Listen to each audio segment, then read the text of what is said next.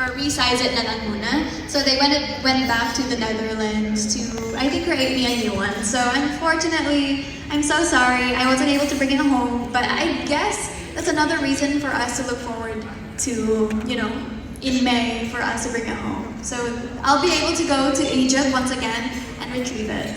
Yes, finally you'll be seeing it on Philippine shores again. And how does it feel bringing the crown, I mean the title back to the Philippines after 4 years? Yes.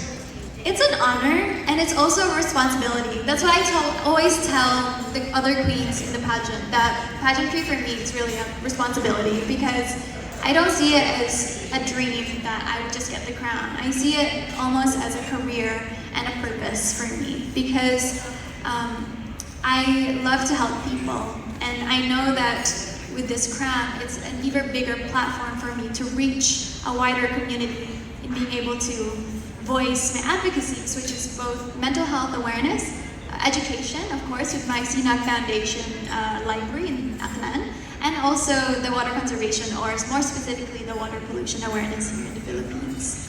And we had you as guest for our pageantry norm show in the Philippine pageantry during Valentine's, before Valentine's, I remember. And how did your boyfriend, or what role did your boyfriend play in your journey towards the Miss Eco International crown? Was he more of an inspiration, an aid, or a distraction? And how... Distraction. Yeah. Siyempre naman, di ba? The boyfriend, guwapo yan. So... Wow. Well, thank you. I'm sure he would love that comment. Yeah. He is all, actually, because as we all know, or I've experienced, relationships are really hard, and it's not an easy thing to do, but the main thing, Kirk, is he is my support system. He is always there for me, no matter the distance. So as we all know, we've been in a long-distance relationship for a really long time, and no matter how far he is always there to lend me a voice or a shoulder to cry on, despite not being physically there. So he is that person for me, just as much as my family, actually.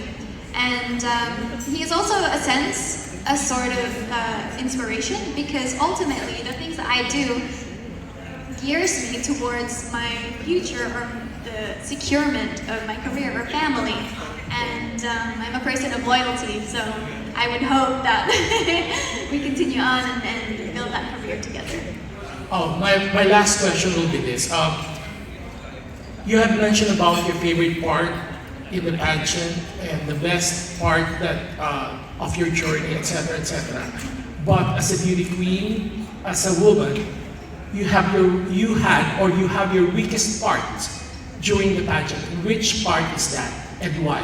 And how did you overcome it? Yes, I think it was definitely the part where the pressure was on me. I'm going to be very honest here, because one of my advocacies is mental health awareness, and I want to state the fact that we are never perfect. Yes, exactly. And you know, some things can get in the way, which is, for me at that time, was really the words of other people online. Okay. And I can, of course, as much as I try to not look at it, somehow they get into my DMs, or I see it somehow.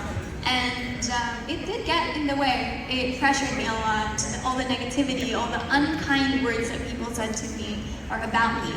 And the way I was able to overcome it is just that I reminded myself that the words of other people, they're just opinions. They don't know who I am. Yeah. And I know myself, and I know I'm strong, and I can get through any of the problems that I'm facing. And I know that I'm representing the Philippines to the best of my ability. And no matter the words of other people, what they are, how unkind they are, it shouldn't affect me. So I look past through it. I just stopped listening. Again, congratulations from TPP. Thank you so much, TPP.